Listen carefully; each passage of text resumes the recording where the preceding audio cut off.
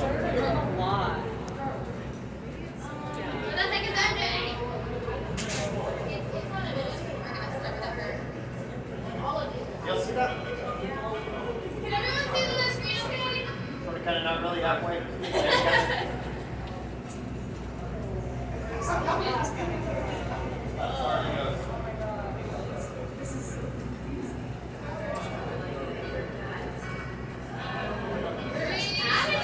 Do we want to wait for MJ or no? Okay. Yeah, I mean, no rush. I'm just letting you know you can start. Yep, we're good. All right. Thank you everyone for coming. We are gonna start. So thank you everyone who signed up for Moody Gardens. If you haven't gotten an email about Moody Gardens and attending, or if you have questions, reach out ASAP. Because I don't want it to be the morning of and you're like, oh, I don't know what I'm doing. Because we have your ticket. So we want you to come. Next meeting, MJ will be talking about indoor gardening. Then that Friday is going to be our Moody Garden field trip.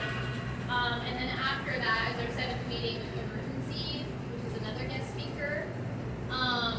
Again, please reach out if you have questions about the field trip. I really don't want morning of phone calls and you don't know what to do or where to go and you have to scramble to accommodate for you. If you need accommodations, please just reach out like as soon as possible. Yeah, if you haven't name tagged yourself, I'm sure all of you have.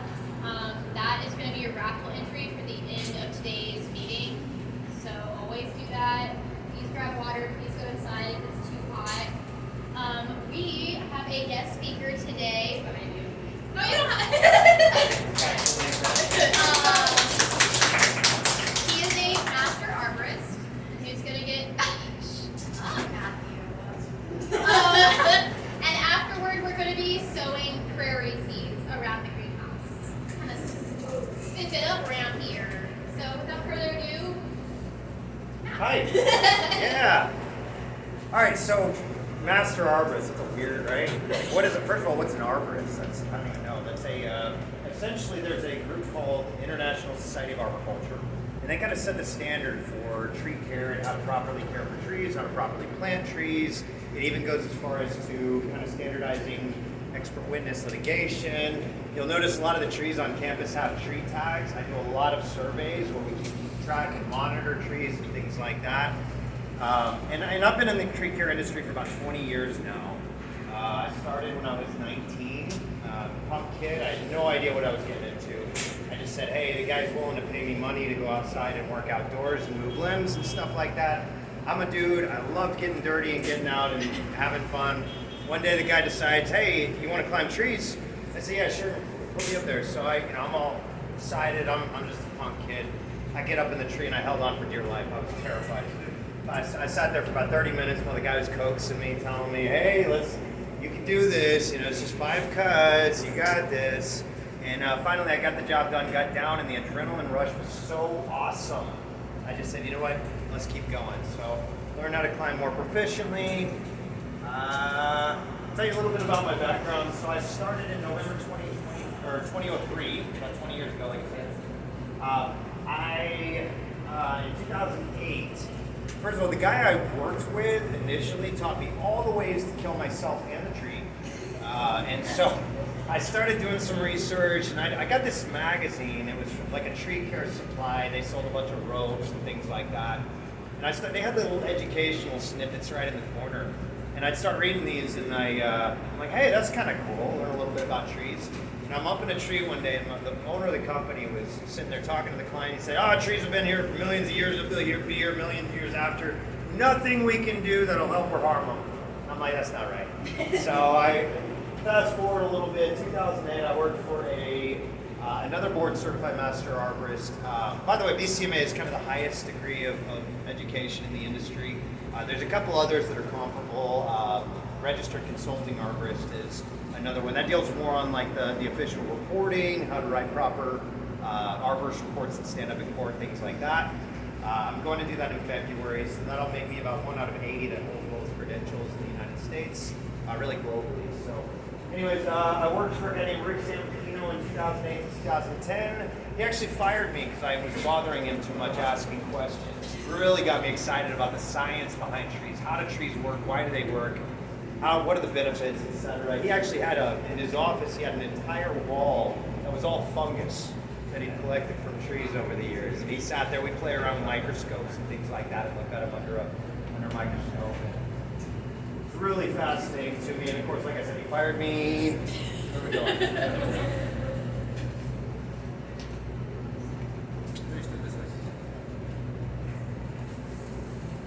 Maybe.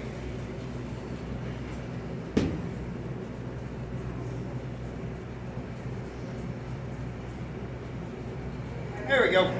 So January 2010, after I got fired from Rick Zampino, the master arborist, I decided, you know what, let's step up the game industry-wide. So I went and got certified as a certified arborist.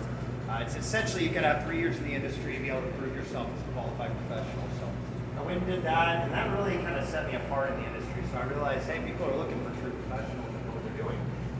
Believe it or not, there's actually tree climbing championships that are held around the world and U.S. We've got it broken down into ISA chapter. So Texas chapter was the one I competed in most, but I was invited as a guest competitor to go and I competed in Louisiana, Florida, Oklahoma, Arkansas, and a few other places. And taking gold, silver, bronze medals. It's really fun. It's like, you know, life's short, may as well climb trees and get paid for it. So did that. That really introduced me to a lot of other professionals in the industry, and again, just kind of really got me excited about things. I did a radio show on WBAP for about 3 years. Every Saturday morning we get online and people would call in, ask questions about trees, and I'd answer.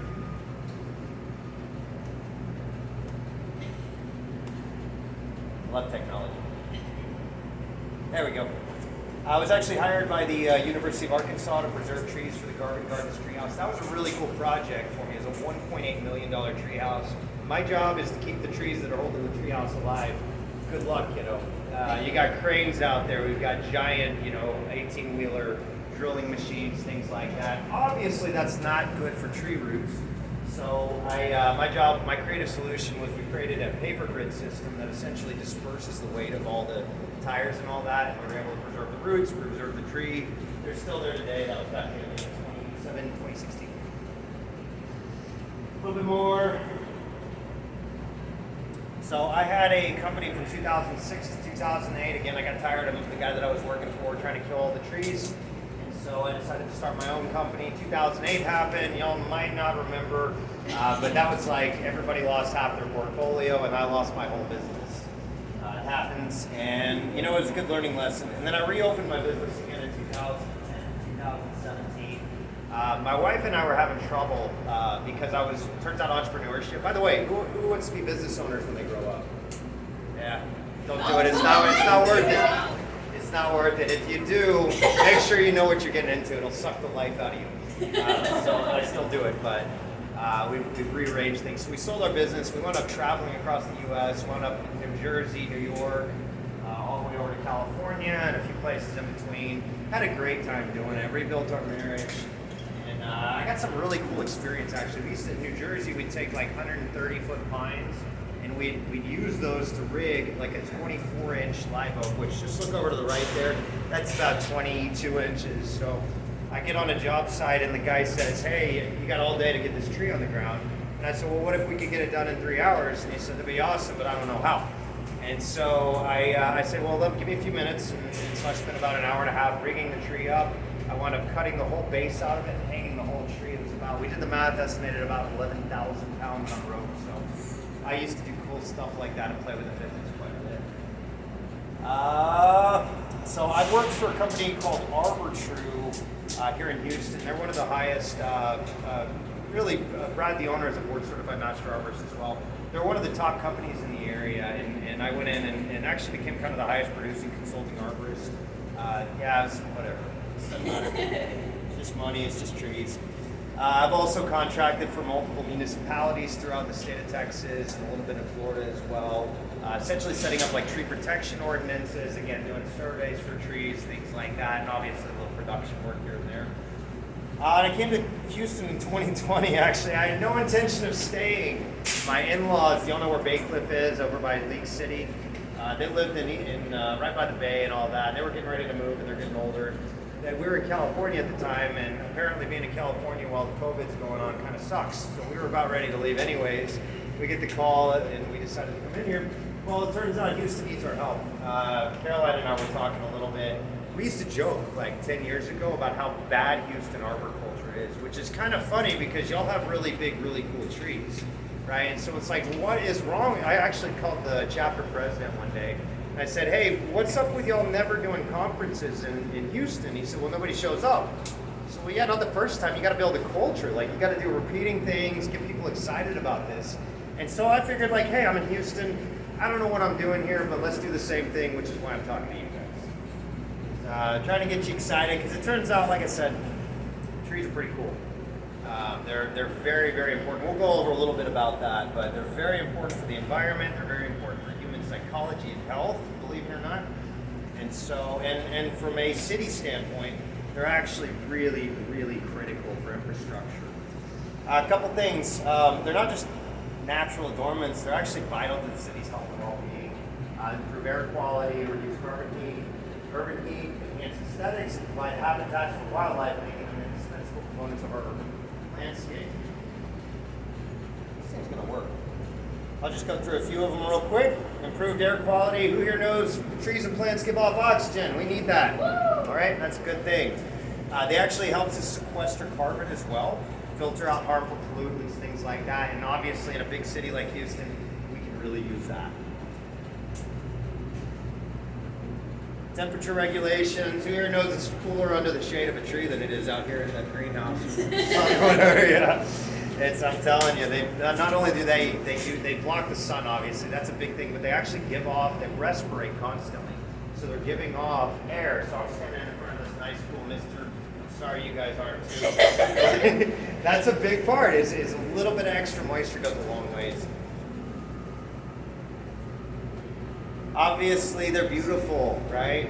I mean, we love majestic trees. Obviously, y'all are the University of Houston Garden Club. You like plants too, and trees are very, very important. Stormwater management. Here's a big one. Believe it or not, like major cities like Houston, I have not done the research to find out exactly what the number is, but you're talking millions of dollars worth of reduced cost in stormwater management, things like that. And of course, they provide homes for birds, insects, and just nature, right? We want to have a good, healthy ecosystem and biodiversity. And a diverse ecosystem can improve the overall health of the environment and, again, human health. So here's the state of Houston's tree care currently. It's not good. It's really not good. And like I said, that's why we came here in 2020. I had no intention of staying. We had our eyes set on Colorado, and I had some friends up there that wanted me to go over there. But we figured, you know what? We got to do something about this. We're here. Let's go to work.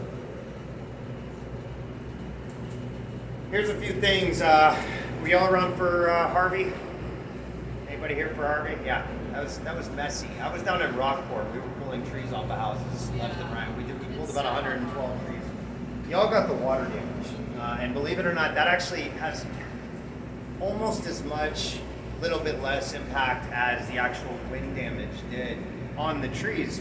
One thing that even the textbooks don't really talk about, but there's a few research papers out there that have proven that in a flooded soil, trees have a really cool genetic switch where they're going to switch respirating oxygen and they're going to start respirating nitrogen, which is really cool. It also depletes nitrogen levels in the soil in about 1 to 2 hours. So, obviously, plants need nitrogen. You lose all your nitrogen, that's a problem. And I think today we're actually seeing a lot of the residual effects of that. Not only that, there's a bunch of water mold fungus that will live internal in trees. We call them vascular wilt disease, and think of it like clogged arteries in humans. Is one of them in particular called Phytophthora. I see it on maybe 60 or 70% of the trees and plants that we deal with on a daily basis. Now, it's not one that's going to kill the tree overnight, but it definitely puts a big stress on the tree, which can lead to things that can kill We also obviously have had Hurricane Ike. That was a little bit prior. We actually traveled from Dallas to come again, pull trees off of houses, things like that. Crane work. Where's that crane? There's a crane out here. There's a crane right back there. I was kind of getting a little jealous. Like that's one of my favorite ways to remove trees. It's also, you make a mistake and big problems happen. There's a bunch of issues with the climate here. So this year in particular, have y'all noticed, like just driving down the road or walking down the road, there's a lot of magnolias especially. They'll turn really brown really fast. Here's why that happens is whenever there's a high heat and low humidity, and we've gotten down to as far down as 20% humidity, the stomates, y'all know what stomates are? So they're basically openings in the cell walls that allow gas exchange. They open up to give off gas, water, things like that. Well, they'll actually get locked open. So right in the middle of the heat of the day, in a humid condition, those stomates are going to close. It's kind of a hormonal response, but when it's dry and hot, they tend to get locked open, and that's a really, really big problem because especially in this heat, we're not getting rain. We are now, but we weren't a couple weeks ago. They're going to just lose all the water. And so what happens, we call it permanent wilting, is those leaves die, they don't lose themselves, they just stay locked open, the tree dies within days or weeks. So there's a lot of them here. Obviously, we have the threat of hurricanes constantly, right? And of course, lack of professionals. So right now, there are 6 board-certified master arborists in the entire Houston region. Let's compare that to Dallas, which has about 1/3 the population, and there's twice the board-certified master arborists. What's the problem, y'all? We gotta, as an industry and collectively, you guys gotta demand, especially when you go out, you move into your homes, you get a little thing going, you start figuring out your life. We want to hire professionals. And so for me personally, we did this in Dallas. We spent about 7 years essentially saying, we're not going to stand for the low quality arboriculture. We're going to start setting the standard, going out, doing what we're doing now, and talking to people about trees and how to do proper tree care.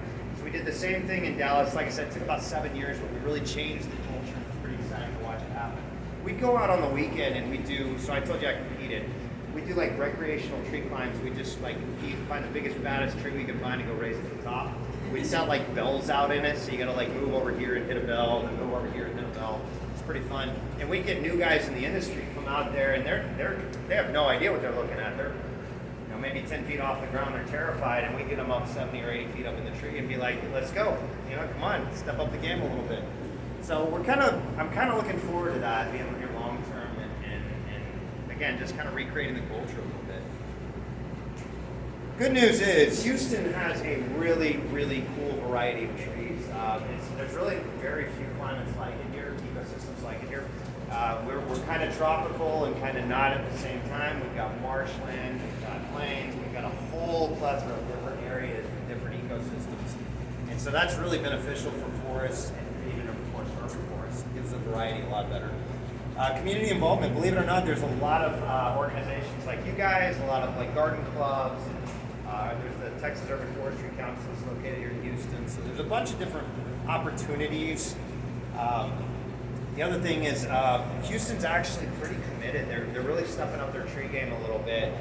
They're increasing the focus on building more resilient and sustainable urban forests. They've actually got protected species lists. If you go and plant a tree, it has to be in Houston. It has to be under a certain protected tree list. That doesn't mean they enforce it, but that's a good thing, saying, hey, these are the trees that we want to promote for the future.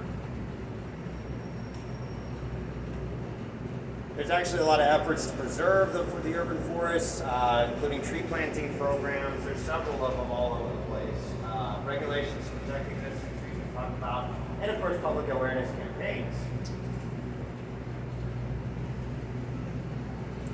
And a lot of research and planning, actually. So again, I'm kind of seeing the shift in proper arboriculture. There's a lot of organizations, and at the municipal level, they're really trying to plan things properly and get things done right.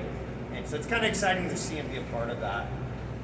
And of course, you guys, this is a good thing. Coming in here and learning a little bit about trees, and then going out, you can take that knowledge and pass it on to the next generation, and they can pass that, right? So you got a kind of a culture building we're going for.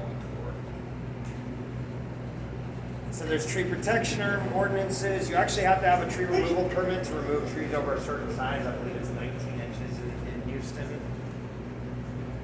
And there are replacement requirements. Now this especially is for like development companies and things like that that are starting, that are building like a new development or doing construction, even like remodeling a home. If they're adding onto a home, they have to get a full tree survey on the whole property to make sure they quantified and qualified the trees, and that way we know what's going on as a city and individually, and we protect the trees a lot better that way. Construction damage is just about the worst thing you can do to a tree. A lot of tree surveys and assessments going on. Rice University about 5 years ago completed a whole campus tree survey on the campus, about 5,000 trees. I see the tree tags. I know they've done it here too, so those are really good things. I'd love to see that.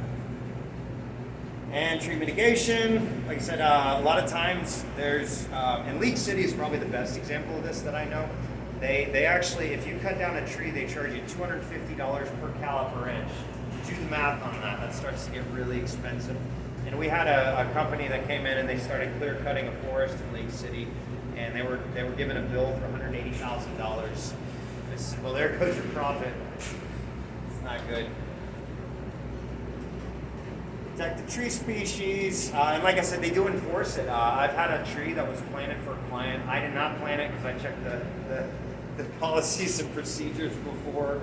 They spent $2,000 on 2 crepe myrtles, and apparently crepe myrtles are not on the protected species list. They came in, they had to remove them and replant them. That's kind of a big loss. It's not ideal. So I want to just go through a few tree care myths. Pruning sealant. I hate this stuff. We've known for about 40 years that these actually inhibit growth. They slow down the rate of compartmentalization. Now, what I mean by that, compartmentalization is essentially a tree's defense mechanism. When you and I get a cut, our body's going to replace the tissue. When trees get a cut, they can't. What they do is they grow around it. And so essentially you can have you seen like big burls on the side of a tree where you get like this crazy growth? Yeah, what that is, yeah, perfect example. Yeah. So let's see if I can not blind y'all, right there. So you see that, that's a burl. Essentially what that is, there's a fungal pathogen in there. Can think of it like cancer for trees. Fungus grows, tree grows faster. Fungus grows, tree grows faster. I'm okay with a tree being very, very, very sick as long as it's structurally sound and the tree's outgrowing the fungus or pathogen, whatever it is. Pruning sealant, however, it slows that down. So, for example, let's say I make a cut on a pine tree, and the pine bark beetles, are anybody familiar with pine bark beetles? They're destroying forests here right now. I won a contract for Arborist for the woodlands. It was a 3-year contract. I got a work order that was about 4 months late. There were 23 trees on the work order. I counted, there were 244 trees that were dead from pine bark beetles. That's 4 months. That's a big discrepancy. That's not ideal. So a lot of times people go in and put pruning sealant on it. Well, that actually, as the tree's giving off the hormones, attracting the beetles, it's going to stay open longer. And so it doesn't work. It slows it down. They're actually really phytotoxic too, so you can really set your trees up for failure. Topping trees. A lot of people will top trees to get them to grow faster. You've seen the crepe myrtle, right? Where they come in and they take a crepe myrtle and they top it, so they get more sprouts and everything. Yeah, there's actually an approved, so if you look on European standards, there's actually an approved method called pollarding. Crepe myrtles are not a tree that handles pollarding very well. So you see these guys, my wife came up with the term decrepitation, which I think is really colorful and much more, much better way to describe that. Hold on, I'm gonna check something real quick. Yeah, we're good. Multitasking. It's not my forte. Staking trees. God, I hate that. You ever put a kid in a wheelchair and then ask him to run a marathon a few years later? It's not gonna work. It's the tree, every time the wind blows, the tree is building, we call it reaction wood. Think of it like muscles for trees. Now it's very important. So when you see all these trees and all these pines moving, people call me all the time, they're like, the tree's really tall. So? That's what trees do. You ever heard of the redwoods? Giant sequoias, right? 300 feet plus. That's crazy, and yet they don't fall most of the time. Staking trees actually stunts the growth of the root development, and so it's really bad. Now, if you've got a really high wind area, like on a subdivision, a lot of, you'll get like these wind funnel kind of areas, like if you've got, I don't know, it's weird. But that's the only time I'm willing to stake a tree, and the way I stake it is very loosely. I want the tree to move as much as possible while not falling over. Fertilizing. It's terrible. Chemical nitrogen is one of the biggest ecosystem problems we have. In China, actually, they do not, in a lot of Asian countries, actually, they don't use chemical nitrogen as fertilizer. What they do, they use bacteria. There's a class of bacterium called actinomyces. I don't expect you to remember that. They fix nitrogen out of the air and they convert it to a form that trees can take up. Now this is really important because if we can feed those guys, they're going to fertilize the tree naturally. What I learned working with my board certified master arborist buddy in 2008 to 2010, he had a program where he essentially had all of his clients, well, really about half of them were on a fertilization program. Every year, between December and February, we go in and fertilize all the trees. Well, somehow I got put in charge of the PhD program. I'm looking at the 30,000-foot view, and I noticed a pattern is about 50% of it, and this is 2008, right? So everybody's losing money left and right. A lot of them called and canceled. We had about 30 to 40% of them canceled. About half of those would call us between 6 and 12 months later and say, I don't know what happened, my tree's in decline. I'm like, what is going on? That's really weird. And so I do a little research. It turns out when you feed them constantly like that with chemical nitrogen, they're actually going to get used to it, right? And so when you take that away, it's kind of like taking away their fix. Like the tree got addicted to nitrogen. You take that away, it goes into distress very quickly. It doesn't know what to do with that. It messes it up hormonally, nutritionally, etc. Yeah? Is there any way to like undo that? Because I think I accidentally did that. Yeah, fertilizer burn?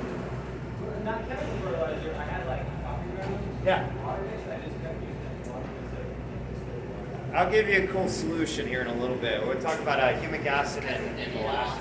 What's that? Cut it off. Yeah. You do. Essentially, that's what you have to do. Is there's actually a way to get trees to almost completely not need water. We call it minimal watering. Essentially, you train the tree to require less. All those big, gigantinormous live oaks in like central Texas, Austin, and surroundings is that's kind of desert most of the year, right? And so those live oaks, some of them are 200-400 years old pretty easily, but they don't look like it, right? They're kind of like really fat trunks and not a huge canopy, and that's why the tree got used to having less water. And so you can absolutely train a tree to require less. Mulch. One thing I did is like, well, I don't want to put mulch around there because it's going to smother my roots. Well, look at a forest. The top 6 to 12 inches is all organic matter being processed and broken down by microorganisms. Now, what you don't want to do is this right here. I gave you a perfect example. We call them mulch volcanoes, and essentially what that does. So it's right here. Yeah. They did it. They did it. That's it. You want to see the tops of the roots. You or the do, base absolutely. Of the, Antioxidant. If you walk into a forest, every single tree is going to have these big giant root flares. That's transitionary tissue between trunk and root tissue. It doesn't like water. Wood and water generally don't mix, right? Right? That's what causes rot. So whenever that transitionary tissue is covered like that, it traps moisture, promotes fungal pathogens. Just no good. Don't do it. Old trees don't need care. I had a client of mine back in Dallas. He was actually one of my neighbors, and I come over and he's doing construction on his pool around his tree. Well, this tree's been growing around this pool for like decades. It's a 40-year-old tree. It's gotten used to that area. They won't. By the way, roots won't grow in an area where there's no water and oxygen. So, i.e., under foundations. You don't have to worry about that. That's a myth. So, red oak. I've been caring for this tree for probably 7 or 8 years at this point. And all of a sudden, they're chopping all the roots and putting on brand new landscaping and decking, et cetera, et cetera. And he says, well, this tree's been here for years. It's fine. So you have no idea how much damage you're doing right now. You're not going to see the results for 3 to 5 years later. Trees move a lot slower than humans do. When a human gets stressed, we call that flu season, right? Overeating, over-drinking, over-stress season. We buy kids presents they don't want to appreciate and go into debt doing it. And that's when we all get sick, is during the winter. During COVID even, y'all remember that. They said it was immunocompromised. My wife and I have Lyme disease, by the way, so that's us and the elderly, right? So the ones with weakened immune systems. And trees are no different. And when they're older, they actually require more of an ideal condition, more nutrients, more oxygen, more water, etc. And that's because they have a bigger tree to support. Pretty simple. All insects are harmful. I get calls all the time. I don't know what's going on. I got flies on my tree. It's like, can you treat them? Nah, man. Nah, because what's going to happen if we come in and we spray all the tree, there's millions on each tree, millions of microorganisms, and billions really of microorganisms, but also insects. A lot of them are beneficial. I had a lady that had a tent caterpillar infestation. She's got a kind of an old pond orchard, and she's out there spraying them with wasp spray. And I'm like, hey, that's the wrong chemical. Hey, what do you think eats the caterpillars? Birds and wasps. You just took away half of their predators. Now we have what's called pest resurgence. You come in and you spray. Well, now you've taken away everything. You got a completely clean slate. The pathogenic and pests will come in and they'll just take over and run rampant. Now you've got a real problem. Trees are self-sufficient. That is absolutely a true fact in the forest. When you take it out of the forest, you just took it out and you stressed it out.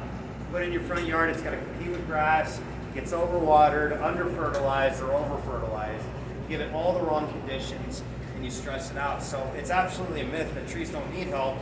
They really do, because people get involved. If people weren't involved, trees do fine in the forest, no problem.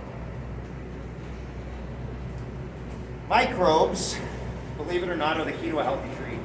Again, like I said, I used to do chemical nitrogen. I used to fertilize most of the trees of clients that they'd have a stressed tree, call me, and I'd pump chemical nitrogen in it. I don't do that anymore, except in a very, very rare couple of diseases that we deal with. One of them, Ceridium pinker. Sometimes we just need the tree to outgrow the fungal pathogen. In the forest floor, we talked about, they've actually pulled studies. They wanted to find out how many microbes were in an average cube of soil. So they pulled samples from all over the world, averaged them out. They found a minimum of 6 billion microbes in a 1 inch cube of soil, and up to 22,000 different varieties. I don't have a clue what that means or what they do, to be honest. There's not a human being on the planet that has the capacity to understand that. That's why we have AI, I think, right? But essentially, what we found is when you feed the good guys, they go to work to recreate the forest floor. You're going to get a healthy tree. They're essentially going to chelate minerals out of the soil, give the tree everything they need. Again, we talked about the bacteria that fixes nitrogen out of the air, converts it to a form the trees can take up. All of that's going to work together, and they're going to create a really healthy bioculture.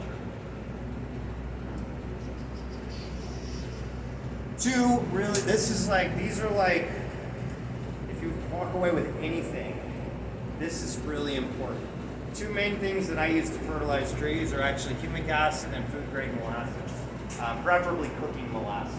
It's a little more expensive, but well worth it. Go over a couple of the benefits and the whys. So nutrient retention.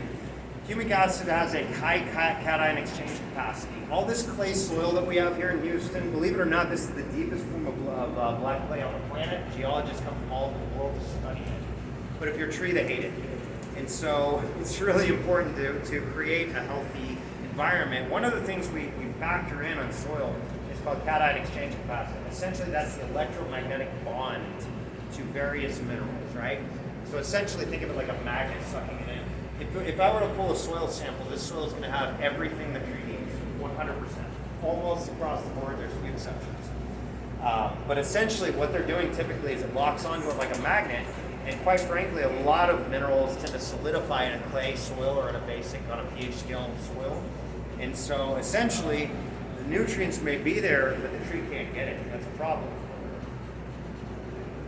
It also improves the soil structure. So humic acid binds to clay and it flocculates the soil cells. Now, I know that's like a big word. What does that mean? Essentially, it opposes. So you've got gaps now in between the clay where water and oxygen can be stored. The perfect soil is 50% solid matter and 50% pore space. You actually want it nice and fluffy. It also feeds the microbes. Humic acid, I've found when you do it at a high application rate, generally, and this is across the board, there's exceptions, of course, a lot of variations. How are we doing on time? Oh, I mean, what do you want to do? I'd say another 15. 15? Okay, cool. I know it's hot, guys. That's okay. I'll try to talk faster. Yeah. Humic acid, it actually, so not only does it feed mycorrhizal fungus is the fungus that binds to the roots that essentially captures minerals out of the soil and makes them available to the tree. And so we found that there's actually about a 900% increase and a 9x increase in the mycorrhizal fungus after treating with a high humic acid. It usually gets about 36 inches into the soil in about 3 months. So huge rate of return on that. It also buffers the pH, so when our clay soil, iron and manganese solidify. You probably noticed a bunch of yellow trees. Have y'all seen that, especially pines? A lot of that is because they're not getting enough iron and manganese. Well, by feeding the microbes are going to go to work, chelate the minerals out of the soil. The humic acid itself will chelate the minerals as well, make the nutrient available to the tree. Very important. Stress resistance. So plants grow in soils rich in humic substance. Humic acid is like peat moss, something like that. Like a bunch of humic acid combines together to become peat moss. Exhibit increased resistance to various environmental stressors such as drought, salinity, and heavy metal toxicity. A lot of the fungus is actually going to bind some of the toxic metals and phytotoxins in the soil, like Roundup is not good. So mycorrhizal fungus will go to work. They'll actually bind those, make sure that they don't affect the tree. Chelation, like I said, it essentially binds with certain metal ions in the soil, making these more available to the plant, preventing them from becoming toxic at too high a level. Again, the fungus basically captures everything up the soil. The tree's going to take that from the fungus. The fungus obviously is going to give it up as needed. So essentially, trees operate on what we call cellular intelligence. They're predisposed for success, for survival. And so they're not going to get more or less than they need if they can. Now, obviously, there's certain weather conditions, things like that, that'll disrupt the hormones in the tree, really mess it up. Humic acid goes a long way to basically balance everything out. Think of it like probiotics for trees. Another one's food-grade molasses. Molasses serves as a food source for beneficial microbes. There's about 128 different types of sugar in a food-grade molasses, and a high-quality food-grade molasses. And all of those feed different microbes, mostly bacteria, but also mycorrhizal fungus. It also helps metabolize the microbes metabolize the molasses, basically releasing the nutrients stored in the organic matter, making them more accessible to tree roots. So again, they're going to make all the nutrients that are there in the soil right now, they're going to make them available. Really important. And they improve soil fertility. They're going to jumpstart a lot of those microbes. And whenever you get the beneficials, they're actually going to outweigh some of the pathogenic ones. Yeah, go ahead. So, fix my flowers, I'll have to leave some soil areas where we treat really well with molasses. Actually, I wouldn't even get the extra soil. I just come in with the molasses and the humic acid and dump it on pretty heavy dosage. Not too heavy in the heat with the molasses. You can't burn leaves and such if it's too hot. It's our greenhouse. Yeah, right? We're in a greenhouse.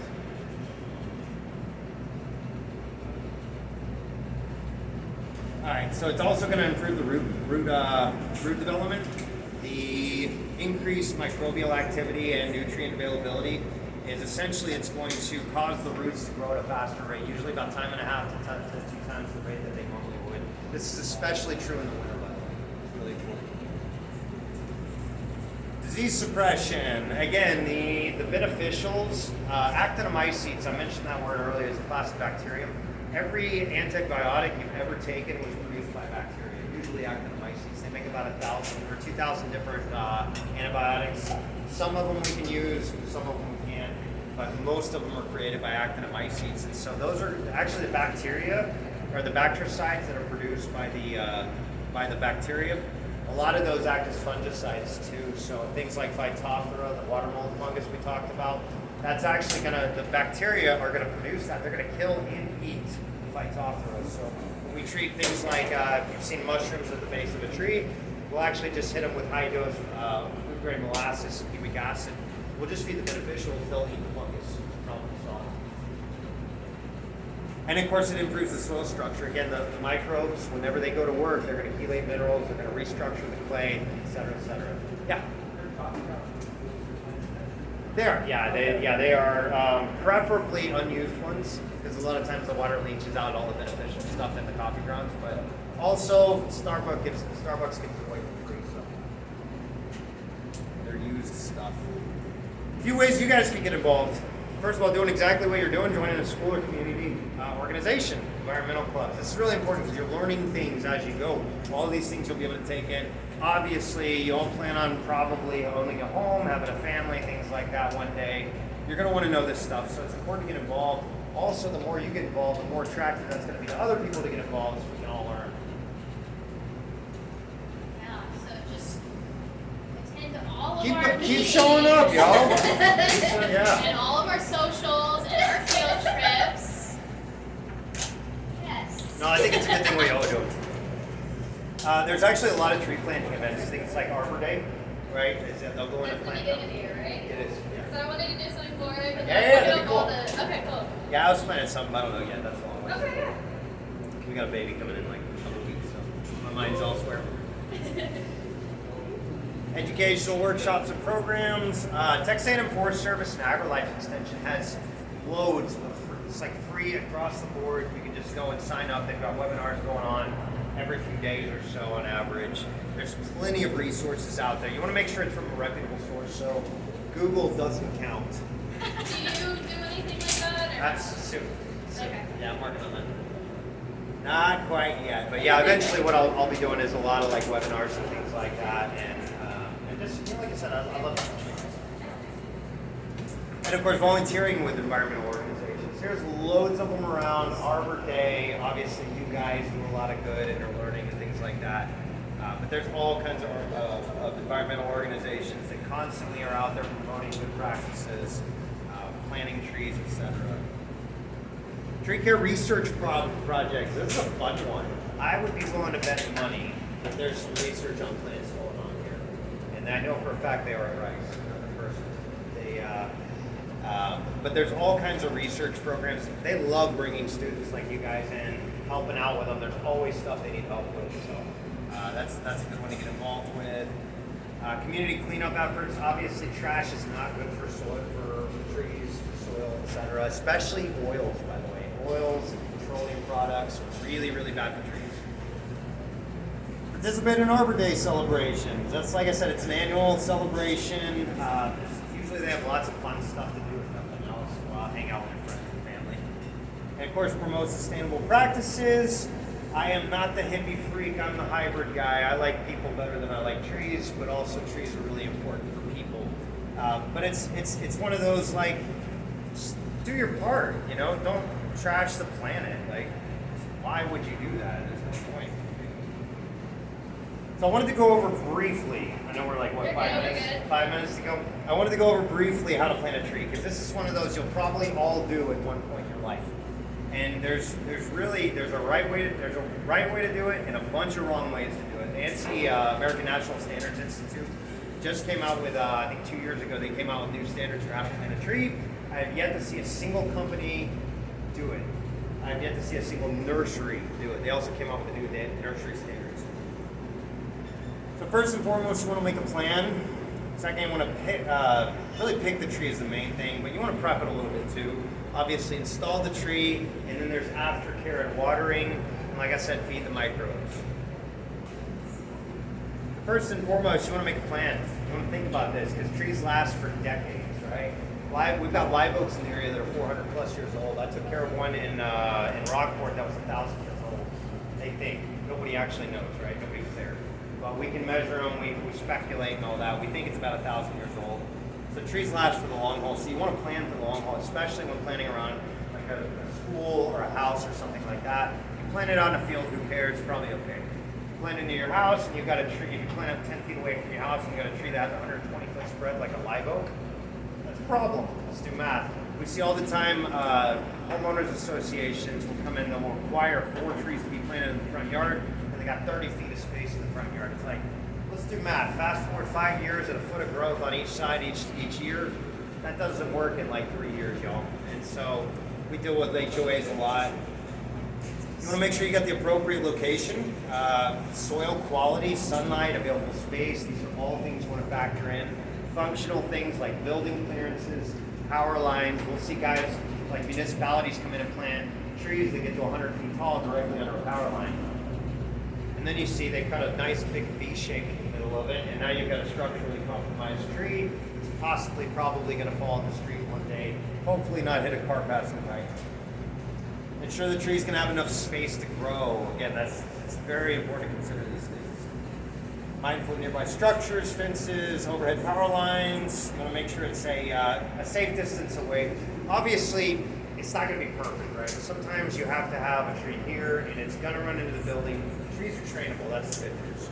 But you want to be smart about it best you can. Tree species. You can go on the Texas AgriLife website, and you can actually find out a list of really good options in this area. I've got my own personal preferences, and I've got a list here. I don't think we'll make it. That's all right. Consider the purpose of the tree. Are you doing it as a shade tree? Are you doing it to look cool like a Chinese French tree? Or are you trying to get fruit out of the tree? Right? There's a lot of different purposes to planting a tree. You want to consider these things. You want to make sure you've got the right, a tree that's going to grow the right rate and be the right size and maturity. Factor in invasive roots. Again, roots won't grow in an area where there's no water and oxygen. So under your foundation, if you've got a slab foundation, not a big deal. They're not going to grow under there. However, they will grow under the sidewalk. They will grow under the street because water percolates underneath there. And so you see it all the time, these older neighborhoods and the heights and surrounding Bunker Hill and all that. Is you've got sidewalks that are like not quite right. I recommend doing like permeable stuff that's movable that you can change, like flagstone or like paper stones, things like that. As the tree grows and the roots continue to grow, you can just adjust it easier. Concrete is extremely phytotoxic for trees. Maintenance and care. I call it the joys of homeownership. It's like when you own things, you got to take care of them. Whether that's a person, an animal, a plant, a home, there's always maintenance. You want to factor that in anytime you're planting a landscape or planting a tree. Regular waterings. We planted 2,000 trees for the woodlands earlier this year, and they had no plan for watering. So what do you expect the survival rate's going to be? They sat on around 30-40%. So you're spending how much money to plant all these trees, and you only expect about 30 or 40% of them are going to survive? That's not good planning. Anyways, we convinced them to go around with a watering truck and help them out a little bit, at least get them established. Protection against potential threats, pests, diseases. Certain trees are much more prone to fungal pathogens, boring insects, things like that. So you just want to consider these things. Whenever you're looking at a tree to possibly plant, do a little research, find out what they're susceptible to and if it's a big problem in the area. If you plant an oak and you've got oak wilt in the area, which we don't, by the way, another one of those top questions I get is like, I'm worried about my tree getting oak wilt. It's like, it's not here. It's not here. There have been 3 cases of oak wilt ever, and they were Western Canadian in this area. Very rare, very, very unlikely to happen. But Phytophthora is everywhere. So if you got a tree that's susceptible to Phytophthora, you may want to reconsider. Select a tree species that's well suited to your climate, soil type, and specific planting location. Again, just consider the size at the maturity and its intended purpose. You want to plant at least 20 to 30 years in the future. And that's mostly like things like Bradford pears, maples. You see a lot of maples around here. They don't last very long, 20, 30 years. So it's a good idea once they start getting to the end of their life. I'll have my clients actually plant something 5 years prior to removing the tree, just so we have something established. So just consider these things. You want to think long term. Most of us don't do that. You want to inspect the tree. And I'll give you a few examples here.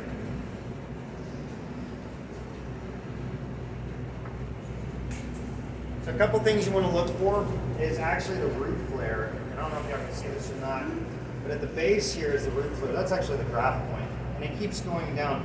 Trees at the nurseries are horrible. I've yet to see a good nursery. But they almost all bury the root flares. That's very, very bad because it suffocates it. It promotes fungal pathogens. You'll actually get roots that come up and they'll wrap around. We call them growing roots. And it's kind of like pinching a straw. It's essentially, as the trunk grows, the root grows, they're going to compress. It'll cut off the circulation. Yes? So I have a couple of trees at home that I got from Nippon a while back. Nice. And and whenever I was really taught them, the roots were circular with a spiral pattern. So That's it. okay. I'll show you a couple things you can do. Yeah. So, whenever I'm doing, I don't know if I can have this on camera.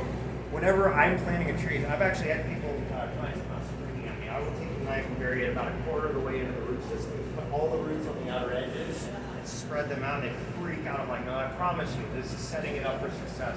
When you see little girdling roots at the root flares at the very base, go ahead and snip them while you're there. It's not going to harm the tree doing little stuff like that. If you cut big roots, it could, so just be careful. And you want to make sure you pick a quality stock too that doesn't have those problems. Damage or encircling roots, are the root flares exposed, are the leaves healthy? These have a little bit of a fungal pathogen called Cercospora, not a big deal. That's again, humic acid, molasses. Are there any mechanical damage to the trunk or branches? Check the trunk and everything. These are all dead limbs. That's not ideal, but not a big deal. It just means the canopy's going to be higher long term. Things like this, all this tape and such that are right here. The reason they put these bamboo sticks is not to support the tree. The reason they put them is so they can make the tree grow straighter and sell it for more money. That's it. Fungal pathogens, again, we looked at that one. It's got a little bit, especially on the trunk and branches, you don't want like fungal damage that's causing the root or the trunk to desiccate, things like that. How long's it been in the container? I've seen so many trees, like you mentioned, where they're just completely encircled and it's really tightly packed in there. If you want to avoid them and get more of a looser type soil, that means they're stepping it up to the right size container at the right time and doing it a little bit better at least. And it's the right size. I had, for the Woodlands project, I had a whole truckload, a whole trailer load with like 35 or 40 trees on it. No, it was 50 trees. And they were all cedar elms. Every single one of them was this size tree, put in a container about that size. I said, so y'all are charging us for that size, but it's actually this size. I said, well, yeah, that's not going to work for me. Take it back. They didn't like it, but. So the good news about young trees, they're very resilient. So if you get little things like girdling roots, you go ahead and take care of it then. Much easier to bounce back than once, let's fast forward 10 years down the road. Now it's done a lot of damage, now you're going to have a big problem. Root flares exposed, might be the same one, I'm not sure. Any fungal pathogens, staking, guy wires, things like that. All of this, again, just go ahead and cut that crap. This is terrible. I don't know why they did that. Real simple, problem solved. But you can sometimes see where these things will actually be embedded into the trunk. And again, it just cuts off the circulation. Not a good thing.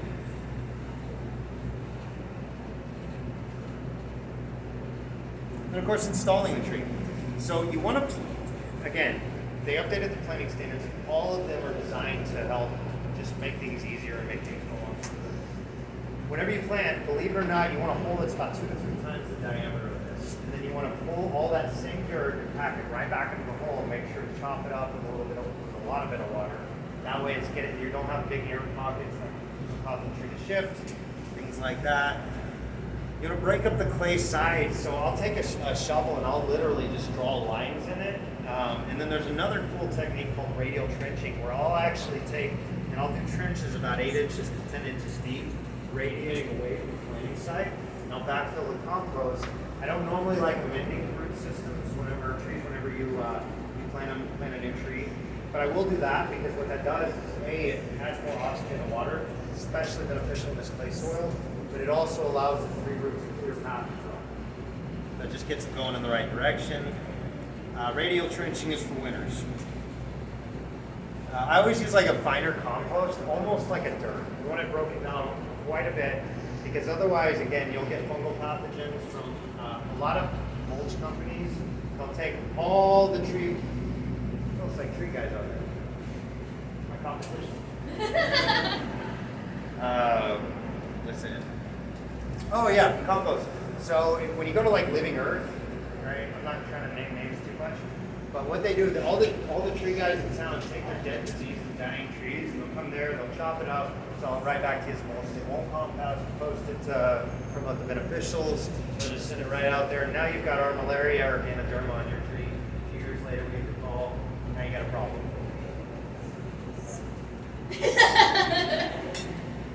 Well, he's got the right strap on his helmet. I don't think they're tree guys, though. Obviously, you want to remove the tree from the container. What I'll do, again, I'll take a knife. You don't have to. Even if you just rub the edges quite a bit, break that up and kind of pull the roots out towards the edge, that's going to go a long ways in keeping the root system growing strong. And any defects, break up the edges of the tree, remove the girdling roots, expose the root flares, remove any dead, diseased, and dying limbs. anything binding the trunk or the limbs, like these little straps, but get rid of those. And again, most of the time you don't need to stake a tree. Position in the hole, try to make sure, because here's the thing. If I put a nail in this tree right here, come back and check on it 10 years later, it's going to be at the exact same level. Wherever you plant it, that's where it is. So if you like this side better facing the road for everybody to see, do that. Don't try to adjust it later, it's a pain. Tree will not move. Consider things like permanent branches and how that will work in the home and landscape. Again, just factoring in and kind of planning it right to where you're not going to have problems later on, or minimize them. Then you backfill the hole. Same soil. Now, if you've got a really, really, really bad clay soil, every now and then you can come in. You don't want to go more than about 5% amendment, but you can add some organic compost, and that sometimes will help. But whenever you're backfilling the soil, you want to just flood it, completely flood it, pack the soil back in, and use a shovel to pack it in really good. And again, so the thing is, if you don't change the edges, the tree's growing. It's growing through this, and you amend the soil on the edges right where the planting site is. As the roots grow, they're like, oh, this is nice and easy. And then they get to the edge, like, that's too tough. They'll turn right back around and go, you'll have the same exact problems as if you stuck it in the container for decades. Mulch is a very good thing, but again, you want to make sure you're going to get it from the right source. Don't use the cheap stuff. I really like Nature's Way and Landscaper's Pride. Those are great brands. They do a great job of composting and keeping it clean as you can. Mulch is a really good thing too. It keeps moisture, kind of mitigates drought issues, things like that. It'll trap the moisture down there and cool the roots off. You warm them up during the sun, during the winter months too. We don't really have to worry about that, but.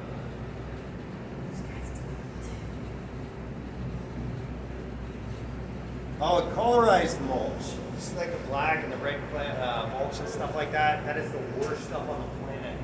Again, oil is no good for trees. Petroleum is no good. And a lot of those are plastics and oils and phytotoxins. And of course, no mulch chemicals. Terrible stuff. You should tell the campus guys. So a lot of times we'll get into a situation, and this is what I come to find out. Every now and then the tree will completely eat it. What happens, only living tissue on this tree is on the outer one or two layers. If you compress that, you're cutting off the circulation. It's like wearing a bad pair of shoes or putting a tourniquet on and thinking everything's going to be okay. Snaking and spore, yeah, you can. Just make sure to do it very loosely.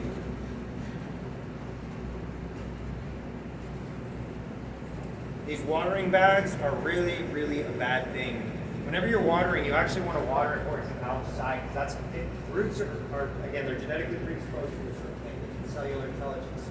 They're going to die anywhere there's no water and oxygen. So if you're watering here only, not out here where the new soil, the existing soil is, the roots are just going to sit in there, right? Yeah, right. And is that for like all plants or just trees? All plants in general, yeah. Yeah, you want to water towards the outer edge. Initially, you want to keep a little bit of moisture in there, keep it consistent a couple, 3-4 days a week. After that, you want to step it down and use less water. It's actually better just to let rain take care of it. I see it all the time. I watched a couple times in Dallas. 150-year-old plus red oak. Yeah, we get. Okay, no, it's Apple Watch, so I get text messages. I got you. Yeah. Yeah. They put in a landscape that it cost them $500,000. Mostly azaleas, and they want azaleas. You have to water every day, right? Just about. You got to keep them constantly up there. Not as much as it is here, but they watered them every day. Next thing I know, I'm getting a call a couple of years later.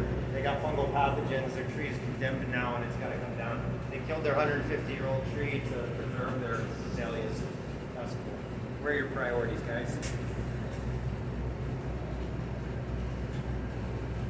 So newly planted trees, you definitely want to keep them well watered. That's very important. But again, you want to work towards stepping it down where they don't require as much water. And water deeply and infrequently. So you want to take a little bit of break between it if you can, and allow the soil to dry out. Otherwise, that's going to be a perfect breeding ground for fungal pathogens that can impact it negatively. First year, water, I said once a week. Here, like 4 or 5 times a week to get them started. After that, again, step it down as much as you can. As the tree matures, gradually reduce the amount of water to encourage deep roots and drop tolerance. Deep and infrequent is really the key here. When I look at my client's house, I generally tell them no more than 2 days a week, and they're like freaking out about us. We'll just water for an hour or 2 hours then. I'm sure you'll get plenty of water. That way, what you're doing is we call it gravitational water. Once the soil gets a certain saturation level, all of a sudden it starts kind of forcing the water down deeper into the soil. That's going to make the tree roots go chase it. Now all of a sudden you've got a tree root system that's 3 feet deep instead of 18 inches deep, which is average. And when you get the drought, where it doesn't rain for, what was it, 80 days, 78 days, something like that, those guys are going to make it. Whereas the ones with deep, with real shallow rooting systems, not going to make it. Are Yes. some trees known to have more shallow roots? What's that? Are some trees known to have more shallow roots? So across the board, yes. I get asked about taproots all the time. Trees, hickories, pecans, generally leave them on for like 15, 20 years. Most trees slough them off within the first few years. A better example is maybe like a wine glass on a dinner plate. You've seen the pictures where you get like a tree up here and a tree down below. It's not reality. Tree roots are generally about 85% are in the first 18 inches. And about 85% of the feeder roots are in the first 6. So, watering and aftercare, you can actually monitor it. You can get fancy tools. What I like to do is real simple. Just take a screwdriver, stick it in the ground. If it comes back dry, go and water. If it comes back muddy, don't water. Now remember that? That's easy. You can get fancy. I've got a few tensiometers, which actually measures the amount of pressure from the water pressure, turgor pressure, is what we call it. My favorite way to water is with a soaker hose. I'll tell my clients, turn it on, drape it all around the root zone of the tree. Turn it on when you go to bed. When you wake up, turn it back off. That'll give you all the water your tree needs. So 2 to 4 inches is generally what a tree requires. Alright, I don't mean to cut you Yeah, you're short. good. Yeah, sorry. Absolutely. We gotta wrap up and then people gotta go back to class. Yep. Very good. Any questions? Are you going to join us for the plant crawl? Maybe. You should. What is it? What is it? October 14th. Okay. And we're just going to be jumping around the different plant nurseries. So you can come with us and like, see, this is what I was talking about. Yeah. Sorry. That would actually be kind of fun. So my baby's still on the 10th. Oh. I don't know. Speaking of Congratulations. Oh, y'all are sweet. Yeah, that's ridiculous. This is from the club. Baby gift from the club. That's so cool. You guys take it. Wait. Do I open it or should the baby open it? Sorry? Should the baby open it or should I open it? That's up to you. We'll all be able to open it. But yes, he was, him and his wife are expecting, and we wanted to get y'all something. Y'all are sweet. Thank you. Hold the present. Do you mind if we get a picture with you also? Yeah, of course. Okay, Does awesome. someone mind not being pictured? Alright, let's get you over Yeah. here, and then we'll have officers. I didn't realize that it's so sweaty. Yeah. Evidence. I Sorry about apologize in that. advance. Oh, the. I love how girls. That is so cute. I might copy Alright, everyone smile. that. It's you guys or we grab Well, y'all can do Yeah, yeah, it. I know it's kind of tight, but.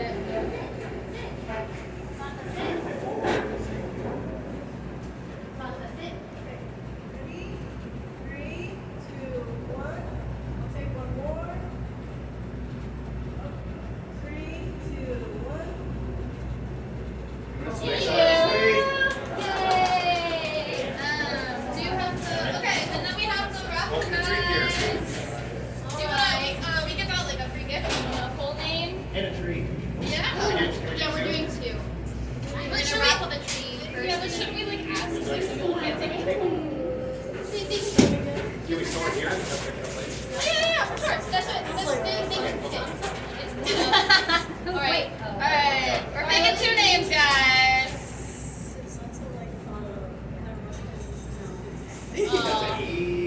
Oh, it's great. Where are you? Yeah. Do you Yeah. want That's a what tree or there's the raffle gift over here?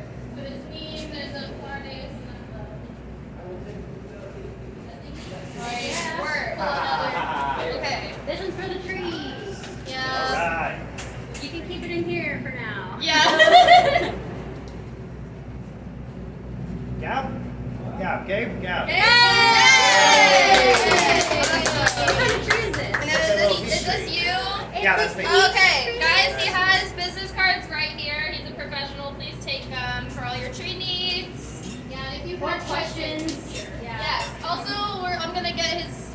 socials, so we'll post that on ours also. So if y'all need to reach out, please do so. I ambushed him at my work, so please thank him for coming in. Hey,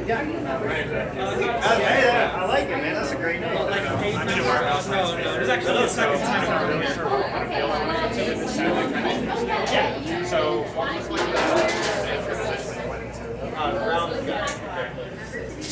Your Facebook or whatever. So I got started on the free climbers pretty much. Yeah, because No. like right now it'll be There really are- different if we get where There and are, when I can call I them take arborists. A lot of guys go into like research and development. Please keep yourself away. Research and education.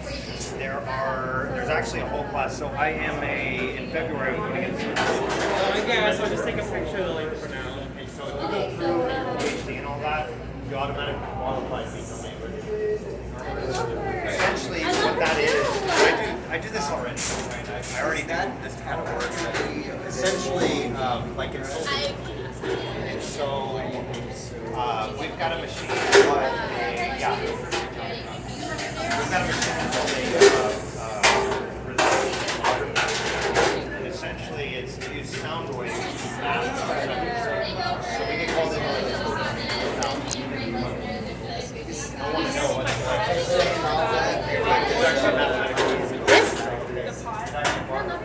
what's This? The pie. Can I have the pie? This one?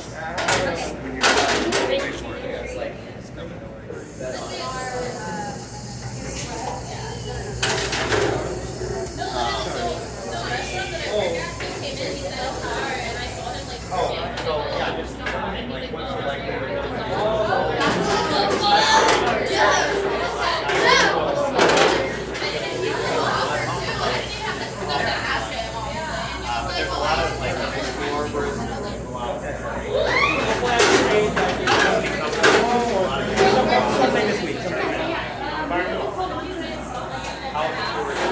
Hopefully by next Tuesday I've already picked. Guys, take a card if you have it. but I recommend this. You got a new one. I have your old one. Yeah, I remember being a kid. I lived right next to it. Not an old growth forest. Yeah, just kind of like. Why do you like it? Sure. Okay, I'll try to do that. Seems like a deal. Yeah, free trees there. So I remember as a kid being like, hey, Ayana, do you want to do the picture? I agree with you. It's very recreational. It's extremely fast. I think I need to go there. I'm like, I'm thinking. Trying to see. I thought I had some. Is that one of those? Is that one of those trees that has the flowers? Great where all the ants come off. Great where all the vegetation. Yeah, that was. I wasn't like understanding, but I've seen those like around and I don't understand why they get off. Like, Oh my god! First tree I ever climbed. Yes.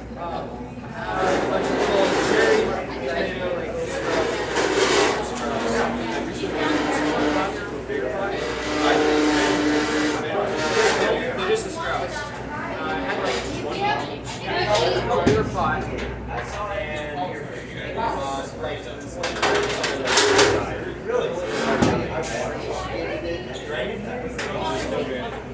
Oh, yeah. Do you guys, are you guys gonna stay here? I have to step out. If not, just have to.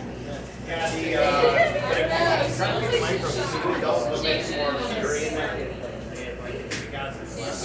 Drainage is really. Yeah, don't use regular sugar. Just a different kind of sugar.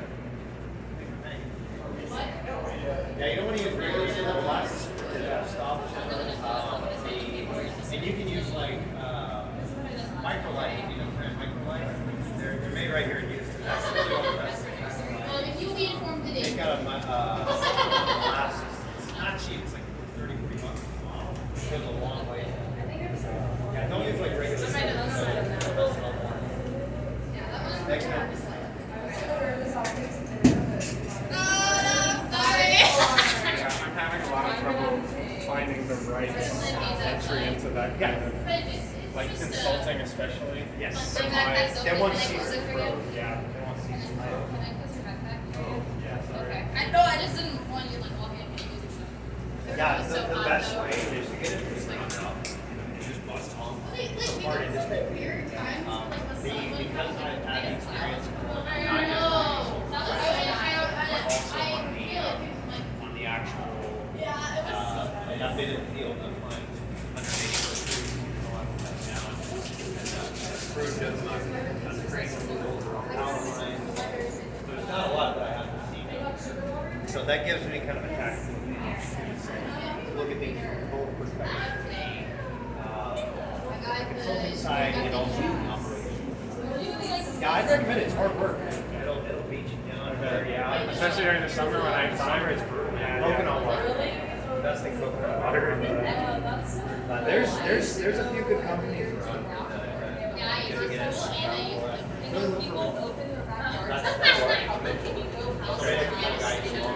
Tree guys are Okay, so let's do a trade. for a friendly look one. for or an asphalt to seal it. It is so. There's tree guys a little rough on the edges. They'll generally hire them doctors.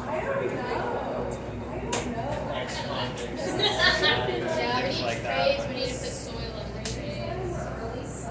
I just want to let you know I got kits that I've been told are essential. Yes, babies. I saw the diapers in there. Okay, Yes, and that's then perfect. My coworker suggested those bottles. Oh, that's amazing. Because Anti-colic, yeah. So I didn't want to like Our son put has a plant theme colic or real something. bad, yeah. Because I didn't know what theme it was. No, y'all are too sweet. That's really nice. Hopefully. I love it. Thank you. Okay, awesome.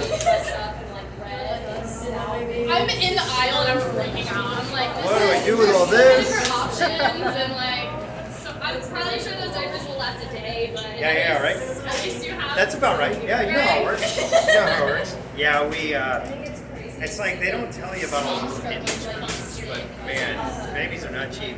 We're doing a home birth. It's still like 6th grade. That's how it goes. Yeah, it's like I just want to get like I didn't want to. Yeah, I know people are strict about what they own, and I'm like I'm scared. Yeah. Especially about their So babies. I hope that's okay. Yeah, no, that's really Okay. good. I didn't want to get some cheap bottle. Oh, my wife and have says- baby choke. My wife says, "Oh, so sweet. Thank you for University of Houston Garden Oh, Club. of course. That's awesome." Yeah, thank you for letting your husband come. I said thank you. Thank you. He is for sure melting. That's how it goes. Meanwhile, us back like that Hey Matt, I did want to ask you Yeah, about, what's up? I think it was Arkansas or Alabama or something, Yeah. you did that, Garden Gardens? the tree house. Yeah. Where you were keeping all their trees alive. Yeah. I wanted to ask your opinion on tree houses. Yes. And Trees are pretty the resilient. optimal way to do that, because I love the idea, but I've never wanted to do that to a tree. I never known Yeah. the right way. Here's the thing. Yes, it damages the tree. Yeah. Also, trees are better survivors than humans. Humble opinion. Maybe people disagree, but I think they're better. I mean, that's why you don't see humans last 3,000 years. You know what I mean? So I'm actually okay doing a little bit of harm for the greater good. The thing is the treehouse actually makes the tree more resistant to breaking, structural failure. So Put a load on it. yes. So what happens? I call it mass damage. You'll see all the cool kids when they prune trees in Houston. They gut the middle of it and push all the growth to the ends. Well, that in a forest, you've got tens of thousands of trees all protected.